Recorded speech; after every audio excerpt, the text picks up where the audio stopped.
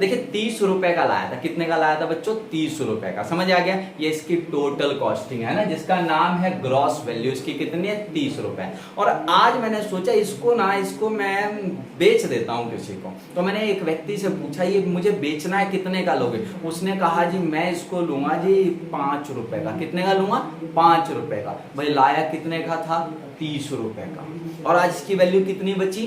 5 रुपए। जो लाया था 30 रुपए वो क्या है? ग्रॉस। और जो भी बची है वो 5 रुपए क्या है? नेट। तो 25 रुपए कहां चला गया? इस पे डेप्रीशिएशन लग गया, यानी कि इसकी वैल्यू खराब हो गई 25 रुपए की। समझ आया?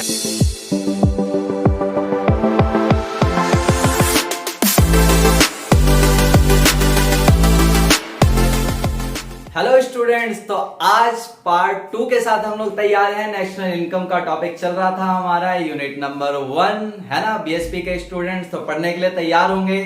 वेट किया होगा आपने, अगर आपने बेसिक्स पढ़ लिए हैं, फर्स्ट पार्ट आपने कंप्लीट किया है, तो आज पार्ट 2 आपके लिए बहुत ज्यादा इंपॉर्टेंट है। और ये इतना इंपॉर्टेंट है, अगर आपने इसे पढ़ लिया तो नेशनल इनकम में अब आपको आगे कोई भी समस्याएं नहीं आएंगी। ठीक है, तो पार्ट 2 को ध्यान से देखिए। मैं सूरज मालाकार आपको अच्छे तरीके से समझाने के लिए तैयार हूं। और नेशनल इनकम के पार्ट 2 में मैं यहाँ पर बेसिक्स पार्ट 2 आपके लिए लेकर आया हूं। तो अगर पार्ट 1 आपने नहीं देखा है तो प्लीज प्लीज प्लीज गाइस उसको जाकर लिंक में, आपको डिस्क्रिप्शन में लिंक जरूर मिल जाएगा, आप वहां से जाकर पार्ट फर्स्ट को कंप्लीट कीजिएगा, है ना। कॉपी पेन तो तैयार होगा। हाँ, कमेंट्स पार्ट फर्स्ट के कमेंट्स भी पढ़े मैंने आप लोगों के, मतलब मानते नहीं हो तुम लोग भी बिल्कुल, है ना।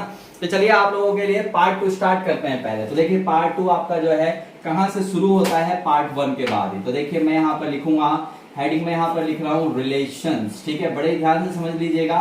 संबंध, किसके बीच में संबंध हम समझाने जा रहे हैं आपको। तो देखिए इसमें पहला जो आपको समझाऊंगा मैं आपको ग्रॉस और नेट के बीच में क्या रिलेशन है। देखिए आपको याद होगा पार्ट 1 में जो पहला कहीं भी जो वीडियो है आपके पास, जो पहला कोई भी टर्म है उसके अंदर या तो ग्रॉस है या तो नेट है, ऐसा ही है ना, या तो ग्रॉस है या नेट है। तो देखिए ग्रॉस और नेट का रिलेशन आपको पता होना चाहिए। अगर अभी आपको कभी भी कोई बोले कि नेट और ग्रॉस का आपस में क्या रिलेशन है, आपसे कोई पूछे कि ग्रॉस को नेट में चेंज करना हो या नेट को ग्रॉस में चेंज करना हो तो क्या काम आएगा, तो यहां पर बहुत ही इंपॉर्टेंट चीज है, वो है डेप्रीशिएशन। क्या है सर? डेप्रीशिएशन। ठीक है, यानी कि मूल्य ह्रास, हिंदी में कहेंगे मूल्य ह्रास। अब क्षयन वगैरह और भी कई नाम होते हैं, समझ आ गया। तो ग्रॉस और नेट का जो क्या है रिलेशन सर, वो है डेप्रीशिएशन का। ग्रॉस से नेट बनाना हो बच्चों, क्या काम आएगा? डेप्रीशिएशन। नेट से ग्रॉस बनाना हो, क्या काम आएगा? डेप्रीशिएशन। आपस में इनको कभी भी चेंज करने के लिए मैं बोलूं ना कल को, तो आपको ध्यान रखना है कि डेप्रीशिएशन नाम की चीज है वो काम आएगी। सही है। डेप्रीशिएशन का दूसरा नाम आपके एग्जाम में या फिर आपके बुक्स में कई राइटर्स ने लिखा हुआ है consumption of fixed capital. Consumption of fixed capital, ध्यान रखिएगा। ये क्या है आपका? कंजप्शन ऑफ फिक्स्ड कैपिटल को हिंदी में हम लोग बोलेंगे, क्या बोलेंगे सर? हम लोग कहेंगे स्थिर या अचल पूंजी का उपभोग।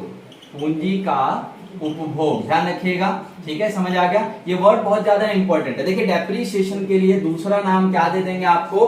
Consumption of fixed capital, consumption of fixed assets. इसका मतलब भी क्या है? डेप्रीशिएशन है। ठीक है, अब ये क्या है सर? ग्रॉस क्या होता है, नेट क्या होता है? देखिए ये आपको मैं कॉन्सेप्ट क्लियर करूंगा अगले वाले पार्ट में। पार्ट का मतलब इसी पार्ट में, इसी वीडियो में कंप्लीट होगा, लेकिन बस अगले स्टेप में कंप्लीट करवाऊंगा। ठीक है, तो अभी केवल इतना और केवल इतना आंसर ध्यान रखिए कि अगर मैं पूछूं आपको कि ग्रॉस से नेट पे जाना है, नेट से ग्रॉस पे जाना है, तो कौन काम आने वाला है सर?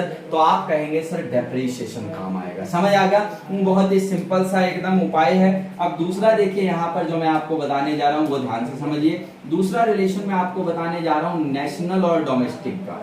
नेशनल और डोमेस्टिक, अगर आपको याद हो प्रीवियस वीडियो का, तो फिर से मैं आपको बता रहा हूं कि नेशनल यानी कि राष्ट्रीय और घरेलू, इसके बीच में क्या डिफरेंस है? नेशनल से मुझे डोमेस्टिक पे जाना है या डोमेस्टिक से नेशनल पे जाना हो, मुझे राष्ट्रीय से किसी चीज को घरेलू बनाना हो या घरेलू से राष्ट्रीय बनाना हो, तो कौन काम आएगा यहाँ पर? वो ध्यान रखने वाली बात है। और कौन काम आएगा सर? तो काम आएगा यहाँ पर NFP NFIA, निफिया।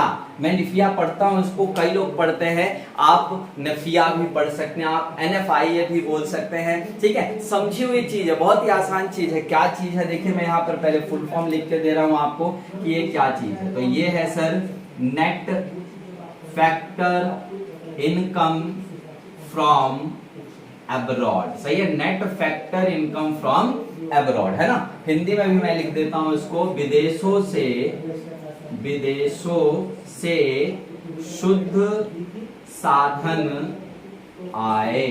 ठीक है जी, विदेशों से शुद्ध साधन आए। विदेशों वाला वर्ड आपने स्टार्टिंग वीडियो में जरूर पढ़ा होगा, फर्स्ट पार्ट में पढ़ा था ना, फॉरेन वाला, abroad, net income earn from abroad, ये वही वाला पार्ट है। समझ आ गया? तो समझाऊंगा मैं आपको, डोंट वरी, आप निश्चिंत रहें। तो देखिए यहाँ पर मैंने आपको बताया कि नेशनल से डोमेस्टिक पे जाना है या डोमेस्टिक से नेशनल पे जाना है, किसी चीज को आपस में चेंज करना है, डोमेस्टिक को नेशनल, नेशनल से डोमेस्टिक, कौन काम आएगा सर? निफिया काम आएगा, net factor income from abroad. सही है जी। और देखिए तीसरा जो है इसके अंदर वो क्या रहेगा, तीसरा पार्ट कौन सा है, तीसरा रिलेशन कौन सा है, मैं यहां पर लिख के दे रहा हूं आपको। ठीक है, ध्यान रखिएगा।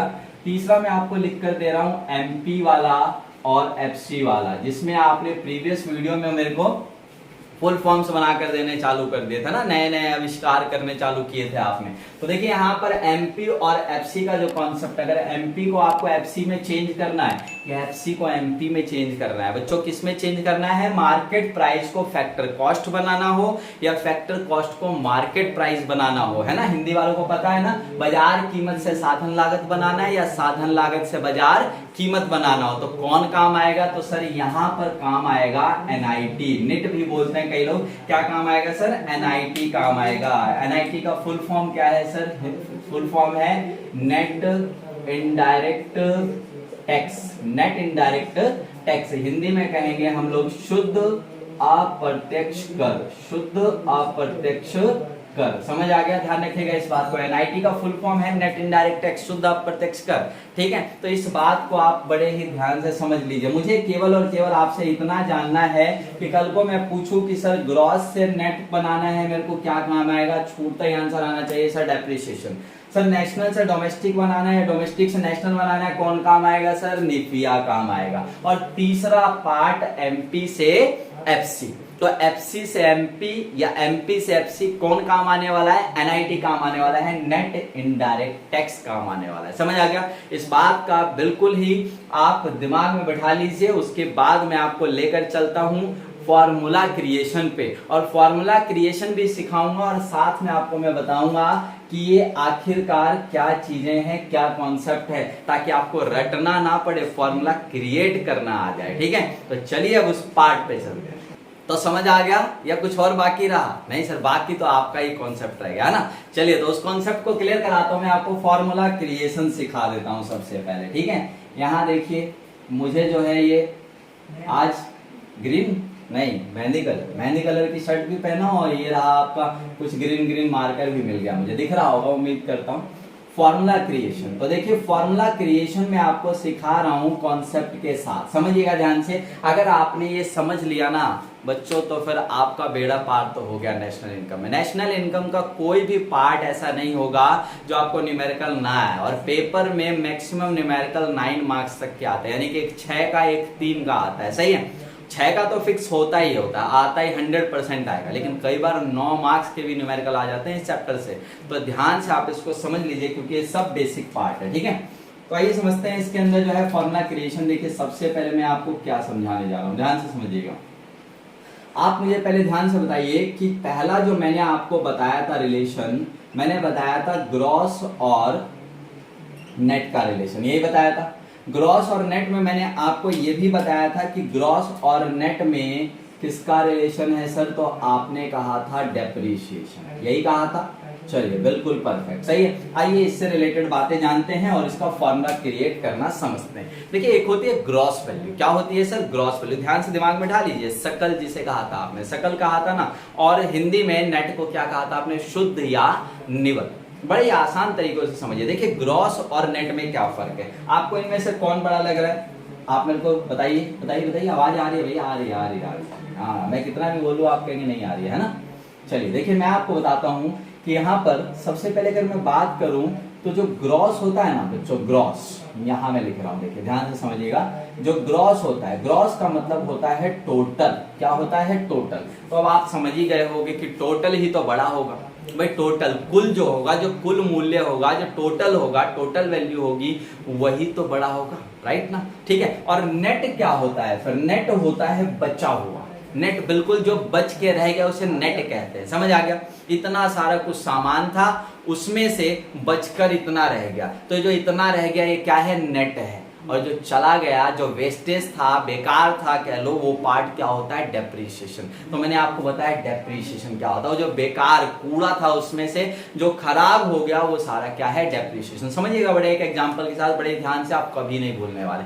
मानकर चलिए कि क्या बताऊं, चलिए इसी मार्कर को ही ले लीजिए, बड़ा अच्छा मार्कर है ये, सही है।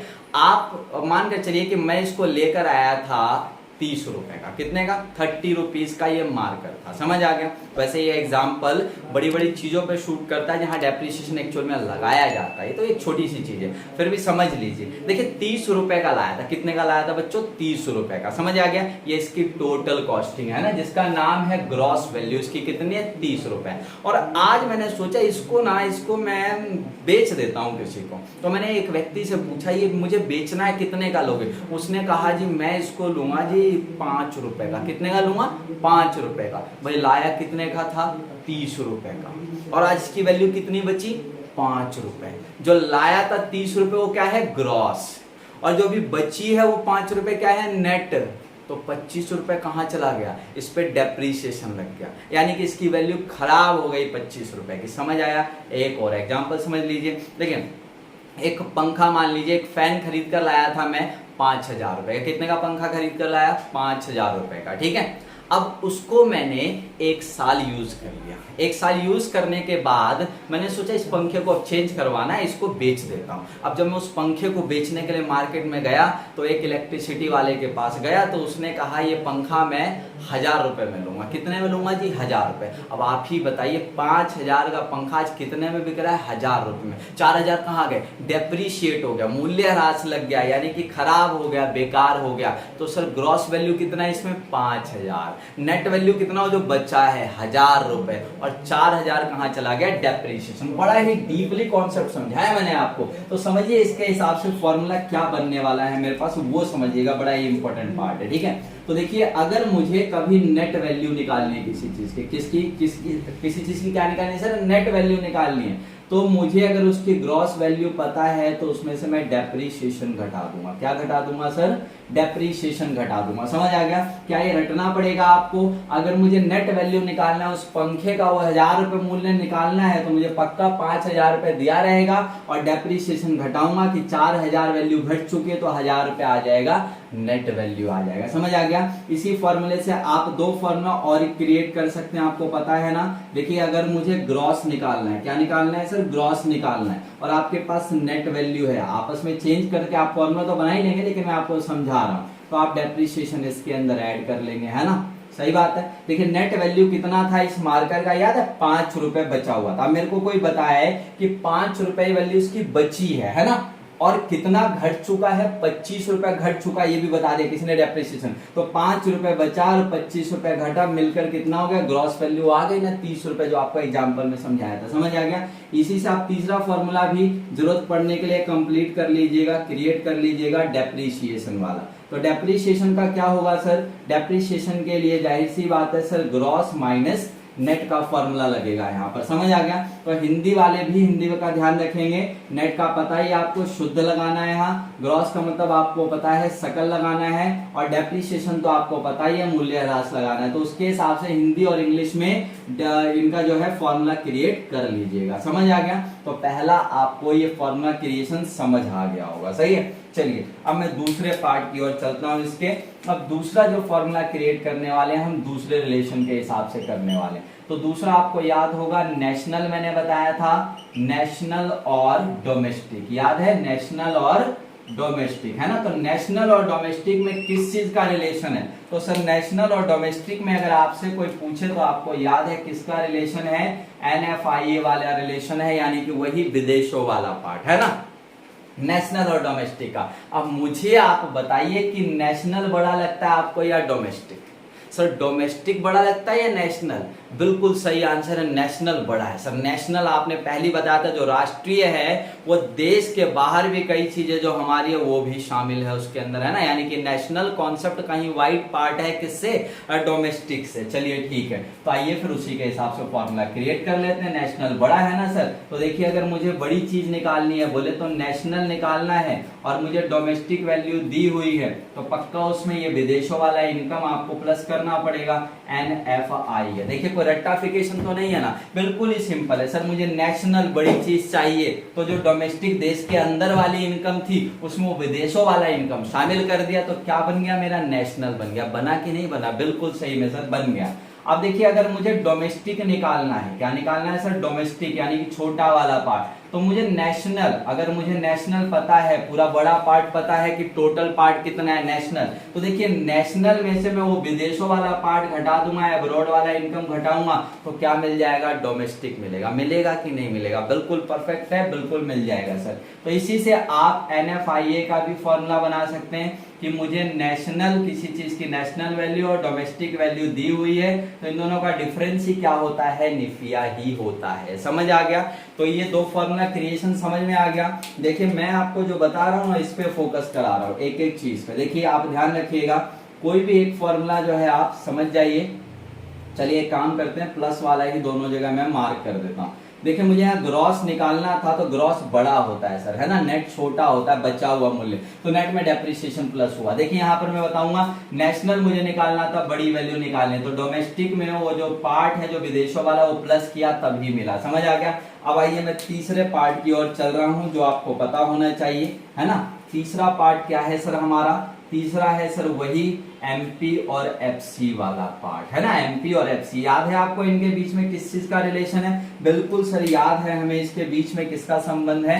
NIT का संबंध है, ठीक है, NIT। चलिए अब मैं इसमें से पूछूंगा कि MP और FC में से क्या बड़ा है भाई, तो सिंपल सा आंसर आपका आना चाहिए मार्केट प्राइस। सब जानते हैं ना मार्केट प्राइस। आप इसको समझने के लिए मैं आपको और आसान कर देता हूं। मार्केट प्राइस को ना MRP समझ लीजिए। आप क्या समझ लीजिए? MRP, maximum retail price. Kurkure खाया आपने? बिल्कुल खाया होगा, है ना। कितने वाला सर आंसर आता है? 5 रुपए वाला, है ना। 10 वाला भी नहीं खाया। 5 रुपए वाले पे भी आपका क्या लिखा होता है? पैकेट के पीछे आप देखेंगे क्या लिखा होता है? MRP, मैक्सिमम रिटेल प्राइस 5 रुपए। और ब्रैकेट में एक और चीज लिखी होगी, इंक्लूसिव ऑल टैक्स। सारा टैक्स भी जुड़ा हुआ उस 5 रुपए में, यानी कि उस कुरकुरे को बनाने में जितनी कॉस्टिंग आई, बिल्कुल करेक्ट। फिर उसमें जितना प्रॉफिट जोड़ा प्रोड्यूसर ने, बिल्कुल वो भी जुड़ा होगा। और फिर जितना गवर्नमेंट को टैक्स देना है वो भी जुड़ा होगा। तो 5 रुपए में सब जुड़ा हुआ है। तो आप मुझे बताइए मार्केट प्राइस यानी कि MRP सबसे बड़ा हुआ या नहीं हुआ? बिल्कुल सही आंसर है। MRP जो है यानी कि मार्केट प्राइस सबसे बड़ा है ना। तो उसी को MP यहां पर लिखा गया है, आप ये समझ सकते हैं। और फैक्टर कॉस्ट क्या होता है ये समझ लीजिए। फैक्टर कॉस्ट होता है एक प्रोडक्ट को बनने के लिए जितनी टोटल कॉस्टिंग आई है, जिसमें प्रोड्यूसर का प्रॉफिट भी शामिल है, सही है, लेकिन टैक्स शामिल नहीं है। गवर्नमेंट का टैक्स शामिल इसके अंदर नहीं होता है। समझ आ गया? तो MP और FC में से कौन बड़ा है? इसका आंसर तो वैसे भी परफेक्ट है, मम्मी पापा सबसे बड़े, है ना। MP सबसे बड़ा है। तो देखिए यहां पर जो है MP सबसे बड़ा है तो सर फॉर्मूला क्या क्रिएट होगा ये जानते हैं। देखिए MP मुझे अगर निकालना है तो मेरे पास फैक्टर कॉस्ट होना चाहिए। फैक्टर कॉस्ट में मैं क्या जोड़ दूंगा? NIT जोड़ दूंगा। देखिए बन गया MP का फॉर्मूला, सही बात है ना। देखो MP मुझे मार्केट प्राइस चाहिए, तो जो उसकी फैक्टर कॉस्ट है उसमें टैक्स वाला पार्ट जोड़ दीजिए, वो क्या बन गया आपका सर? मार्केट प्राइस बन गया। अगर इसी तरीके से मुझे FC निकालना हो और मार्केट प्राइस हो तो क्या करना पड़ेगा सर? मुझे टैक्स वाला पार्ट घटाना पड़ेगा, यानी कि NIT घटाना पड़ेगा। बात सही है ना। देखो मार्केट प्राइस में सब जुड़ा है, उसमें सर टैक्स वाला पार्ट हटा दूं तो फैक्टर कॉस्ट बच गया, फैक्ट्री वाली कॉस्ट बच गई, समझ लीजिए, सही है। और इसी तरीके से अगर आपको कल को NIT निकालना पड़ जाए तो कैसे निकालेंगे? मार्केट प्राइस बड़ा है उसमें से फैक्टर कॉस्ट घटाकर। समझ आ गया? तो मैं फोकस करा रहा था कि आपका बड़ी चीज क्या है, तो सर MP बड़ी चीज है, मैंने बताया। MP निकालने के लिए FC में NIT को आप प्लस कर रहे हैं। समझ आ गया? तो ये जो कॉन्सेप्ट है ना बच्चों, बहुत ही ज्यादा इंपॉर्टेंट पार्ट है आपके लिए, ठीक है। आपके पूरे इस नेशनल इनकम के लिए समझ लीजिए कि एकदम रीढ़ की हड्डी वाला काम करेगा यहाँ पर। तो इसको ध्यान से समझ लीजिएगा, नोट डाउन कीजिएगा, प्रैक्टिस कीजिएगा, कॉन्सेप्ट को समझ लीजिएगा अच्छे तरीके से। समझ आ गया? तो ही आपका जो है ये कॉन्सेप्ट क्लियर हो पाएगा अच्छे से, है ना। अब छोटी सी चीज आपको और आगे बता देता हूं, फिर उसके बाद जो है हम लोग, नहीं चलिए एक काम करता हूं, जो छोटी सी चीज बताने वाला था वो मैं आपको बाद में बताऊंगा। अब एक वीडियो में आपको मैं प्रैक्टिस करवाऊंगा इस चीज की, किस चीज की, इसको चेंज करने की प्रैक्टिस करवाऊंगा। वो बहुत ज्यादा इंपॉर्टेंट है। किसी भी मेथड को सीखने से पहले, आपको नेशनल इनकम को सीखने से पहले, कैलकुलेट करने से पहले वो भी पार्ट बहुत इंपॉर्टेंट है। तो इतना सीख के आप रखिएगा और उसके बाद हम लोग वो दोनों पार्ट वो एक ही वीडियो में कंप्लीट करवाएंगे। चेंज करना भी सिखा दूंगा कि एनएनपी एट एफसी को जीएनपी में कैसे चेंज करते हैं, और भी कुछ जो बातें हैं इस निफिया की बातें हैं, net factor income from abroad की, या इस एनआईटी की कुछ बातें हैं, वो मैं आपको बताऊंगा नेक्स्ट वाले पार्ट में। ठीक है, तो इतना आप अच्छे से पढ़िएगा। वीडियो पसंद आती है आप लाइक करना ना भूलें, चैनल को सब्सक्राइब कर लें अगर आप नए हैं, और अपने दोस्तों मित्रों को भी जरूर शेयर कीजिएगा। Okay, thank you, bye bye, best of luck.